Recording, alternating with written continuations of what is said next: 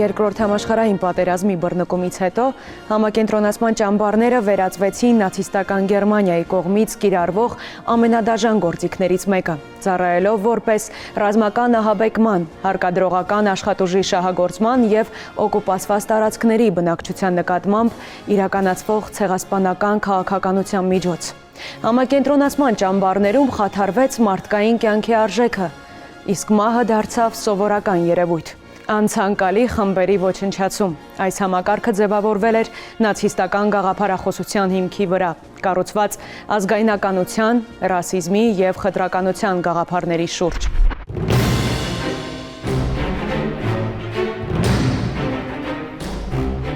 1933 թվականի սկզբին Ադոլֆ Հիտլերի իշխանության գալուց հետո փետրվարի 28-ին ստորագրվեց արտակարգ հրամանագիր ժողովրդի և պետության պաշտպանության մասին, ըստ որի պետք է սահմանափակվեր գերմանացիների ազատությունը և թույլատրել առանց դատարանի դատավճռի կալանավորել ու բանտարկել բոլոր նրանց, ովքեր համարվում էին պետության և ժողովրդի թշնամի։ Արդեն մարտի 30-ին Ադոլֆ Հիտլերի ամենահավատարիմ մարդկանցից Ռայխսֆյուրեր Հայնրիխ Հիմլերի նախաձեռնությամբ Մյունխենից ոչ հեռու գտնվող Դախաու քաղաքում բացվեց առաջին համակենտրոնացման ճամբարը։ 1933-1939 թվականներին հերթով բացվեցին բազմաթիվ համակենտրոնացման ճամբարներ։ Դախաու հազարավոր բանտարկյալներ ենթարկվել են հանցավոր բժշկական փորձերի։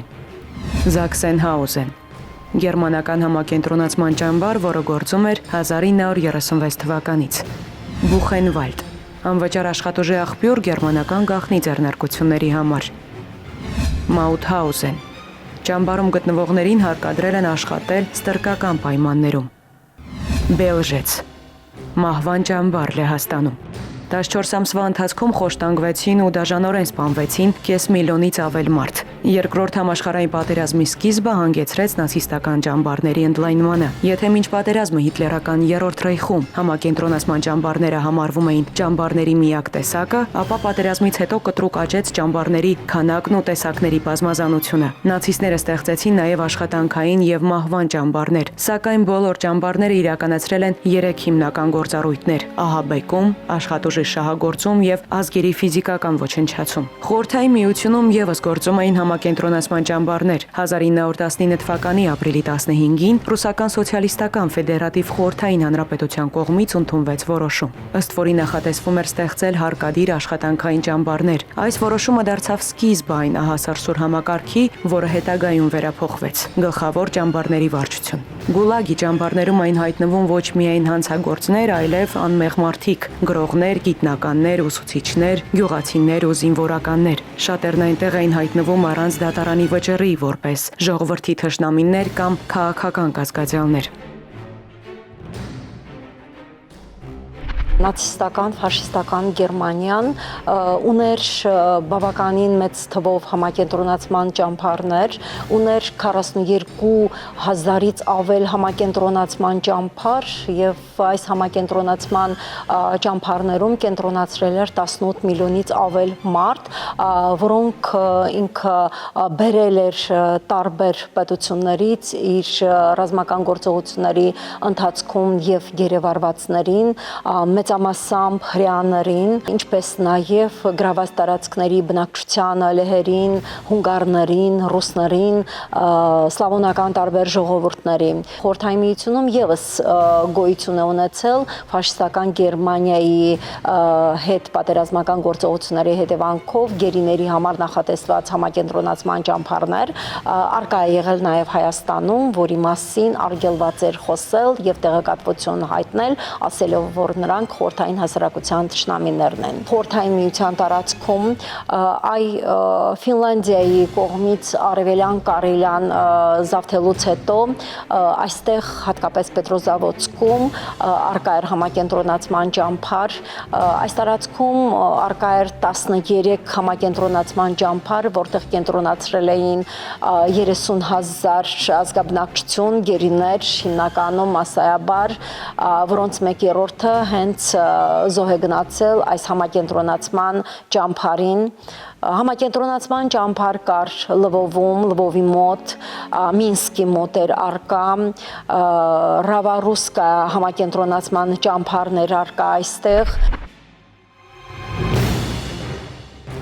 1943 թվականից սկսած երրորդ ռեյխում հայտնվեցին ավելի քան 1000 համակենտրոնացման ճամբարներ, որտեղ բանտարկյալները պարտադրված աշխատանքներ էին կատարում, ծառայելով պահնորդական ջոկատներին, ինչպես նաև պետության եւ մասնավոր ձեռնարկություններին։ Գերեվարման առաջին ժամերին ռազմագերիներին բաժանում էին ըստ կարգերի։ Շարքային զինվորականները պահվում էին առանձին բարձրագույն սպայական կազմից։ Այնուհետև նրանք տեղափոխվում էին դիվիզիոնային, կորպուսային կամ բանակային հավաքակետեր։ Ավելի ուշ գերեվարվածները ուղարկվում էին բժշկական ստուգման, որից հետո կատարվում էր գրանցում։ Նրանց տրամադրում էին հատուկ հաշվառման քարտեր։ Յուրաքանչյուր գերեվարված համարակալվում էր դաջվածքով եւ ստանում հատուկ նշան, որը կարվում էր կամ վերարկուի մեջքի հատվածում, կամ ձախ ծնկից ներքև։ Առաջին իսկ օրվանից ճամբարներում հայտնված գերիները պետք է համակերպվեին այն մտքին, որ տրվող հրամանների ու նրանց միջև հաղորդակցման լեզուն գերմաներենն էր։ Գերեվարվածներից պահանջվում էր խստորեն պահպանել հիգիենան եւ մաքրությունը, որպեսզի կանխարգելվեին վարակիչ հիվանդություններն ու համաճարակները,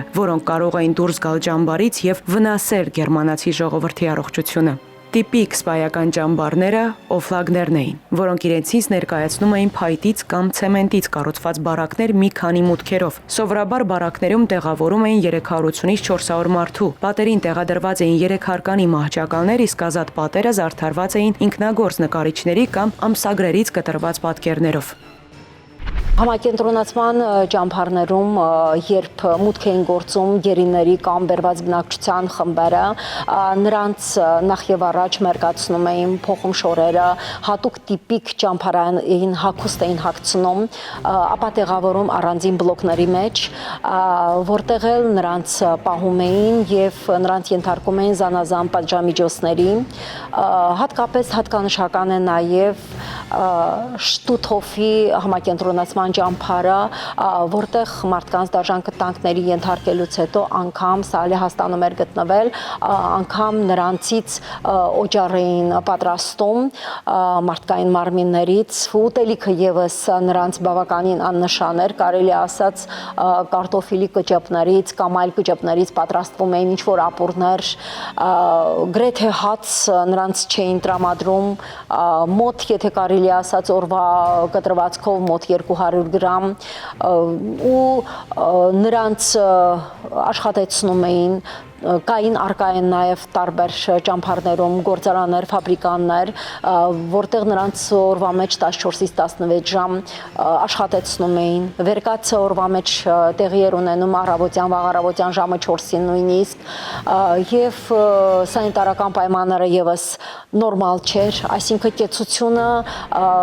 նրանց բավականին վատ էր, զուրկ էին ամենատարրական իրավունքներից։ Այս էր պատճառը, որ մեծ մասը զոհեր գնում հենց այս կենսապահոման այս պայմաններից զուրկ լինելուն։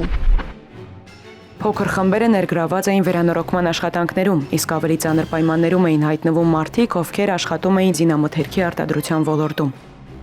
Ամենադաժան կացության մեջ էին գտնվում նրանք, ովքեր ստիպված էին լինում աշխատել հանքերում։ Ռազմագերիների ճամբարները ղեկավարում էին Վերմախտի գերատեսչությունների կողմից։ Վերմախտի կողմից միտումնավոր ավելի քան 3 միլիոն խորհրդային ռազմագերիներ դատապարտվեցին սովամահության։ Նրանց պահում էին բաց երկնքի տակ, մերկ ու ոտաբոբիկ։ Բազմաթիվ ռազմագերիներ, հատկապես քաղաքական ղեկավարներ, հրեաներ եւ ինտելիգենցիայի ներկայացուցիչներ տեղում մահապատժի էին ենթարկվում։ Գերմանիայի եւ Կարմիր խաչի միջև համաձայնագրի համաձայն յուրաքանչյուր ռազմագերի շաբաթական կտրվածքով պետք է ստանար սննդի փաթեթ, եւ թեև այս համաձայնությունը հաճախ խախտվում էր, այնուամենայնիվ փաթեթները մատակարարվում էին ամսվա ընթացքում առնվազն 2 անգամ։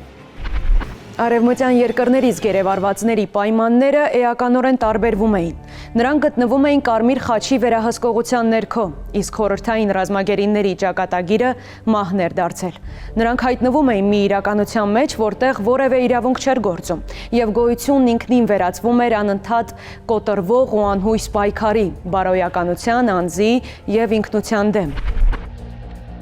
Խորհրդային ռազմագերիների վիճակը նացիստական ճամբարներում պայմանավորված էր մի շարք կարևոր փաստերով։ ԽՍՀՄ չէր ճանաչել 1907 թվականի Հաագայի կոնվենցիան եւ չէր ստորագրել 1929 թվականի Ժնևյան կոնվենցիան, որը սահմանում է ռազմագերիների իրավունքներն ու պաշտպանությունը։ Թեև այդ կոնվենցիան ստորագրել էին 47 երկիր, ԽՍՀՄ մասնակից չէր։ Կոնվենցիային չմիանալու հիմնական պատճառներից մեկն այն էր, որ խորհրդային ղեկավարությունը դեմ է ռազմագերիների ազգային պատկանելիությամբ տարանջատելուն, այն գումարելով հակասող հանգամանք խորհրդային եղբայրության գաղափարներին։ Սակայն խորհրդային ղեկավարությունը Շվեդիայի միջոցով Գերմանիային հաղորդագրություն ուղղեց, որ միանում է Հագայի կոնվենցիային կրկին փոխադարձության պայմանով, սակայն Գերմանիա մերժեց այդ առաջարկը։ Խորհրդային ռազմագերիների ճակատագիրը որոշված էր նացիստական Գերմանիայի ղեկավարության կողմից դեռ պատերազմից առաջ։ 1941 թվականի մարտին տրվել էր գաղտնի հրաման ստեղծել հատուկ ճամբարներ խորհրդային գերիների համար։ Այս ամենը հստակ ցույց էր տալիս, որ խորհրդային գերիների հետ նախատեսվում էր անհամեմատ դաժան վերաբերմունք։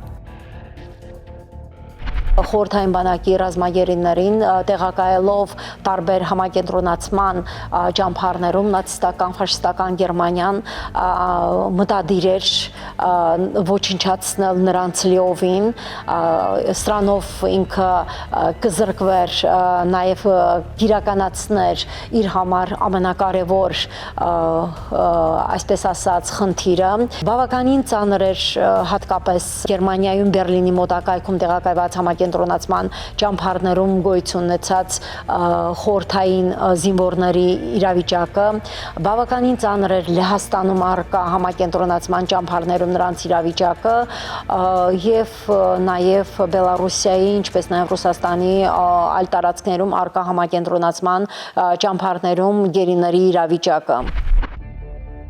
Իրավիճակը ծանր էր նաև խորհրդային տարածքների օկուպացված տարածքներում։ Փոքր խմբերով կամ մենակ գերեվարված զինվորները հավաքվում էին ժամանակավոր կետերում, որոնք տեղակայված էին գյուղերի բակերում, դպրոցներում, գոմերում, ախոռներում ու նմանատիպ վայրերում։ Ելնելով հսկայական թվով գերիներից, երբեմն գերմանական բանակային ստորաբաժանումները չէին հասցնում ճամբարներ կառուցել։ 1941 թվականի հուլիսին Մոգիլևի շրջանում գերեվարված 50,000 խորհրդային ռազմագերիները պահվում էին Դնեպրի ափին, առանց փշալարերի, հսկվում էին միայն պարեկներով ու գնդացիրներով։ Չստանալով ոչ սնունդ, ոչ բժշկական օգնություն, մարդիկ կորցնում էին գիտակցությունը, իսկ շատերը սովամահ էին լինում։ Սկզբում մենք դանդաղ էինք քայլում, հետո գերմանացիները անցնելով Շարասյունը ընտրում էին առողջ տեսքով զինվորներին եւ ստիպում նրանց արագ քայլել։ 1 ժամ քայլելուց հետո շատերը դանդաղում էին։ Վիրավորները չէին կարողանում արագ քայլել եւ Շարասյունից հետ էին մնում։ Այն մարդիկ, ովքեր ուժասպառ էին լինում, գերմանացի սպաները նրանց գնդակահարում էին, իսկ մենք, կենթանի մնացածներս, քայլում էինք կիլոմետրերով դեպի մոտակա ճամբար։ Մարդկության պատմության մեջ ամենամեծ մահվան գործարանի պատմությունը սկսվել է 1940 թվականի մայիսի 20-ին։ Հենրիխ Հիմլերի հրամանով Լեհաստանի Օսվենցիմ քաղաքում գտնվող զորանոցը վերածվեց համակենտրոնացման ճամբարի։ Ճամբարի առաջին շինարարական աշխատանքները հանձնարարվեցին քաղաքի հրեական համայնքին։ Մոտ 300 խաղաղ բնակիչ բռնի կերպով ներգրավվեցին ճամբարի կառուցման գործընթացում, դառնալով Օսվենցիմի կամ Աուշվիցի առաջին բանտարկյալներն ու առաջին զոհերը։ Աուշվից ճամբարի առաջին բնակիչներն էին Կրակովի հրեա եւ Լեհ ուսանողները, գիտնականները, արվեստագետներն ու գրողները։ Ընդհանուր 728 մարդ, բոլորը սպանվեցին ճամբարում։ 1941 թվականի սեպտեմբերի 23-ին երկաթուղով Աուշվից տեղափոխեցին խորհրդային ռազմագերիների մի մեծ խումբ, մոտ 600 մարդ։ Հիմնականում խորհրդալեհական սահմանին պատերազմի առաջին շաբաթվա ընթացքում գերեվարված սպաներ էին։ Մի քանի ժամ անց նրանց տեղավորեցին նկուղներում։ Հենց այդ պահին առաջին անգամ պատմության մեջ փորձարկվեց գազախցիկում մարդկանց ոչնչացնելու նոր տեխնոլոգիան։ Երեկոյան մարդկանց ուղարկում են գազախցիկներ, դրանք հին անասնագոմեր էին, որոնց միջնապատերը հատուկ քանդում էին լայն տարածություն ստեղծելու համար։ Երբ ավարտվում էր սեանսը, ինչպես ասում են գերմանացիները, բացում էին լայն դռները եւ օդափոխում տարածքը։ Առավոտյան սպանվածների մարմինները դուրս էին բերում փողոց, դնում կառամատույցների վրա եւ ուղարկում ընդհանուր գերեզմաններ։ Այստեղ առաջին, երկրորդ եւ երրորդ տեղանքներում, որոնք բաժանված էին հարկերի եւ բլոկների, կային գազախցիկներ, չորսական խցիկներ, առկա էին սրահներ, որոնք հիմնականում բավականին փոքր էին, 90 սանտիմետրով լայնություն եւ 90 երկարությունը, որտեղ մարդ չէր կարող դիմակայել, երկար մնալ, տարբեր խցերում էին տեղակայում, որտեղ անգամ օդ չկա կար եւ սրանով նրանք մահապատժի են ենթարկում մեղավորներին արկային տարբեր պատժամիջոցներ հատկապես հրեաների նկատմամբ առաջի անգամ B-տիպի գազ է կիրառվում այստեղ նաեւ հենց երկրորդ բլոկում է կիրառվում եւ հատկանշական է այն հանգամանքը որ 1.400.000 գերիներից 1.100.000-ը եղել են հրեաներ ովքեր հենց զոհ են գնացել այս բանտախցերի այս կարելի ասած համակենտրոնացման ճամփարի դաժան իրականությանը 1943 թվականին գերմանացի ինժեներները կատարելագործեցին զանգվածային ոչնչացման ողջ գործընթացը։ Նոր գազախցիկների միջոցով մեկ օրում կարողանում էին ոչնչացնել 4500 մարդու։ Այն ուներ արագ օդափոխման հնարավորություն, իսկ դիակիզմը անվարարանները աշխատում էին օր ու գիշեր։ 1945 թվականի հունվարի 27-ին խորհրդային բանակի կողմից Աուշվիցը ազատագրվեց եւ այսօրը նաեւ ՄԱԿ-ի կողմից ընդունվեց որպես հոլոկոստի զոհերի միջազգային օր, հիշատակի օր, ու այստեղ կառուցվեց նաեւ թանգարան։ Չէ որ 1914-16 թվականներին հայերի նկատմամբ եւս իրականացվել էր ցեղասպանություն եւ հայոց մեծ եղերնը 1915 թվականին համակենտրոնացման ճամփարները Դերերզոր, Ռասուլայն, Ռակքա ու Հիտլերը վկայակոչելով հայերի նկատմամբ իրականացվածը նույնիսկ կարծես թե հերոսաբար ասում էր ով է այժմ հիշում հայերի ցեղասպանությունը եւ վկայակոչելով հայերի նկատմամբ իրականացված եղերնագործությունը ինքը իրեն իրավունք է վերապահել այդ նույնը իրականացնել նաեւ թե հրեաների եւ թե երկրորդ աշխարհամարտի ու հայրենական մեծ պատերազմի ընթացքում գերիներին եւ տեղի ազգաբնակչությանը ուր նրանք ոտք էին դնում, մուտք էին գործում 1945 թվականի հունվարի 27-ին Կարմիր բանակի առաջին ուկրաինական ճակատի 60-րդ բանակի ստորաբաժանումները ազատագրեցին աշխարհի ամենաարյունալի նացիստական ճամբարներից մեկը՝ Աուշվիցը։ Լեհաստանի Օսվենցիմ քաղաքում գտնվող այս մահվան ճամբարը դարձավ հոլոկոստի սիմվոլը։ Աուշվիցը մարդկության հիշողության վերք է։ Նրա ազատագրումը այդ վերքի բացումը։ Մի վայրկյան, երբ աշխարհը ստիպված էր նայել իր իսկ արարքների արդյունքին։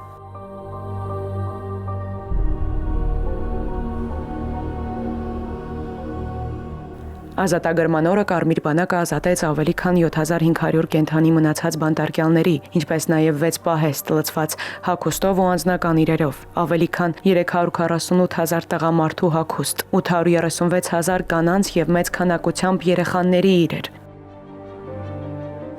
Շատ էին խորհրդային բանակի հաղթանակների եւ մարտիկների հերոսականության մասին գրված դրվագները, սակայն գերեվարվածների մասին խորհրդային միության տարիներին փորձում էին չխոսել։ Եթե անգամ հիշատակվում էր, ապա նշվում էր միայն ու միայն խորհրդային բանակի զինվորների քաջությունն ու անպարտելիությունը, ստվերի տակ թողնելով այն միլիոնավոր մարդկանց, ովքեր անցել էին գերության տագնապի եւ դաժանությունների միջով։ Միայն 1994 թվականին 50 տարի անց Ռուսաստանի նախագահ Բորիս Ելցինը ստորագրեց որոշում, որը վերականգնեց գերմանական գերության մեջ հայտնված մարդկանց իրավունքները, ովքեր հայտնվել էին գերմանական գերության մեջ։ Մի հրաման, որի իրականացումը շատ նախկին ռազմագերիներ արդեն չէին հասցրել տեսնել։ Երկրորդ համաշխարհային պատերազմի ընթացքում նացիստական ճամբարներում անցել է 18 միլիոն բանտարկյալներ եւ զինվորական գերիներ աշխարհի 30 երկրներից, նրանցից 11 միլիոնը մահացել է։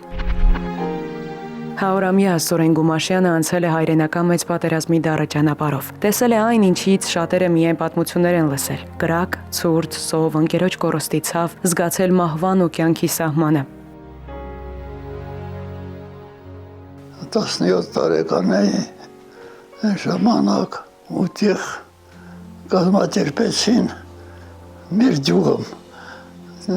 ժամի մոտ, ցերկվի մոտ, հավաքեցին այդյան մեզ ու լսին մեջենան ու արտեցին։ Դիլիջան մի ամես սարայեցինք, մի ամսից հետո ֆրոնտով արտեցին, բացեցին վագոննին, քշեցին, պատերազմը դաշտ։ Մենք հլա ջահել ենք, մի բան հլա չգիտեինք, մի ամսը ինչ էինք դառնալ, ինչ էինք սովորել, ինչ սովորեցինք։ Դրանից հետո սկսեցի արդեն դժվարությունները, պատերազմը, ցավը, իմանում ես, վիրավորվեցի, տանջվեցինք, տեղ փոխարին, անընդհատ կարճի մեջ գծեցին երկուսիս, վիրավորել ենք, արդեն մութ էր, կաչկամ գնում էր, պլեմոտներն լույսը գծած, ասի ասա ձիվն էր մեզ էլ ինձ էլ,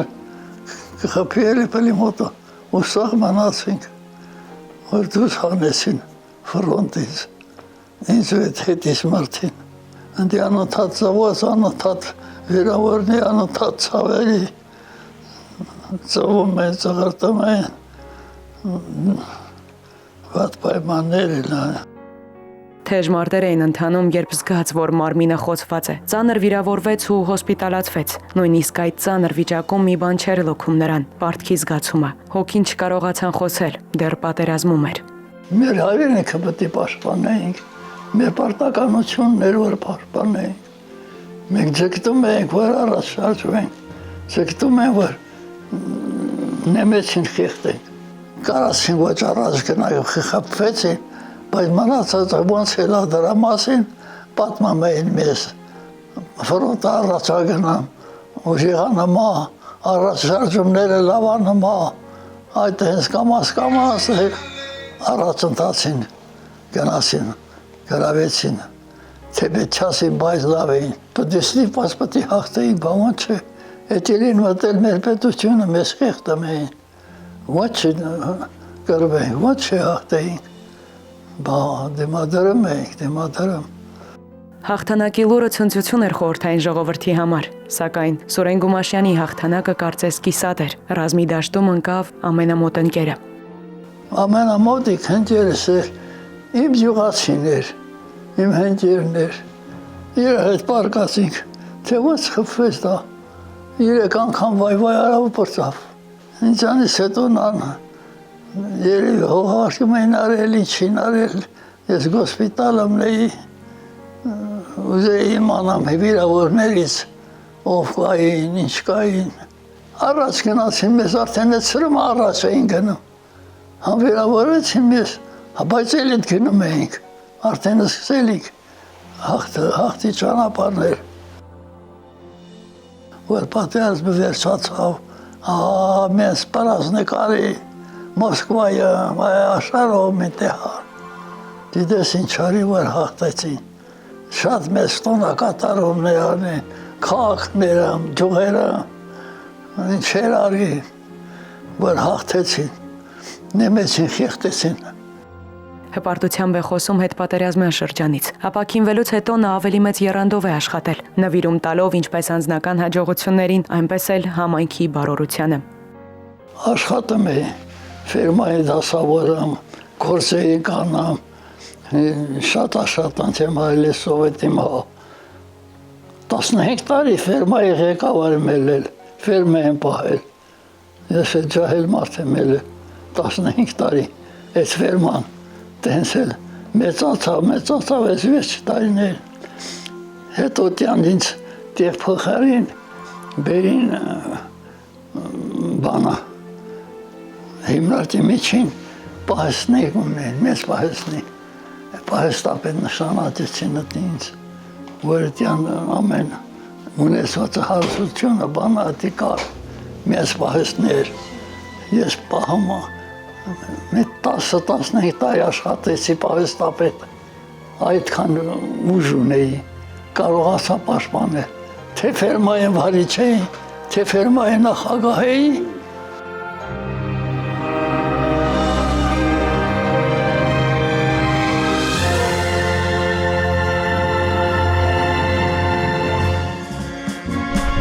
Համակենտրոնացման ճամբարները մարդկային դաժանության, ատելության և անտարբերության սարսափելի խորհրդանիշներ դարձան։ Օսվենցիմի նման վայրերը հիշեցնում են այն մասին, թե ինչ կարող է տեղի ունենալ, երբ մոռացության է մատնվում մարդու արժանապատվությունը, մարդասիրությունն ու ազատության իրավունքը։ Նշելով հաղթանակը ֆաշիզմի նկատմամբ մենք պարտավոր ենք հիշել նաև միլիոնավոր անմեղ զոհերին։ Նրանց ճակատագրերը մեզ նախազգուշացում են ընդդեմ ատելության, անհանդուրժողականության եւ բռնապետության յուրաքանչյուր դրսևորման։ Ամբողջ քաղաքակիրթ մարդկությունը պետք է անի հնարավոր ամեն բան նման որջրագործությունները բացառելու համար։ Հաղթանակի այս ժամանակը նաև հաղթանակ է կյանքի իրավունքի համար։